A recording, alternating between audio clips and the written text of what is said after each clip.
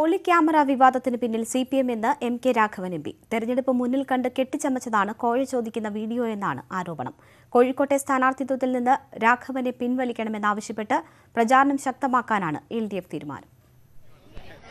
ഇടതുപക്ഷം കടന്നാക്രമണം തുടരുന്നതിനിടെയാണ് ഒളി ക്യാമറ വിവാദത്തിന് പിന്നിൽ CPM ആണെന്ന ആരോപണവുമായി MK രാഘവൻ രംഗത്ത് വന്നത്.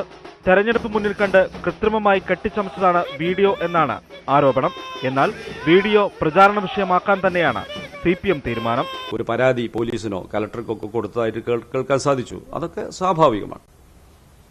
ഇതിൽ മറുപടി പറയാൻ അദ്ദേഹത്തിന് കഴിയില്ല. അത്രമാത്രം സുവ്യക്തമാണ് ഈ ആക്ഷേപങ്ങൾ. ആരോപണത്തെ രാഷ്ട്രീയമായും നിയമപരമായും നേരിടാനാണ് കോൺഗ്രസ് തീരുമാനം. ഹിന്ദി ചാനലിനെതിരെ കോഴിക്കോട് സിറ്റി പോലീസ് കമ്മീഷണർക്കും ഭരണാധികാരി കൂടിയായ ജില്ലാ കളക്ടർക്കും രാഘവൻ പരാതി നൽകി. രാഘവനെ പിന്തുണച്ച് കോൺഗ്രസ് നേതാക്കൾ രംഗത്തെത്തി. കഴമ്പില്ലാത്ത ആരോപണമുന്നയിച്ച് CPM തെരഞ്ഞെടുപ്പ് ചട്ടം ലംഘിച്ചിരിക്കുകയാണെന്നും കോൺഗ്രസ് ആരോപിക്കുന്നു. ന്യൂസ് 18 കോഴിക്കോട്. സംസ്ഥാനത്ത്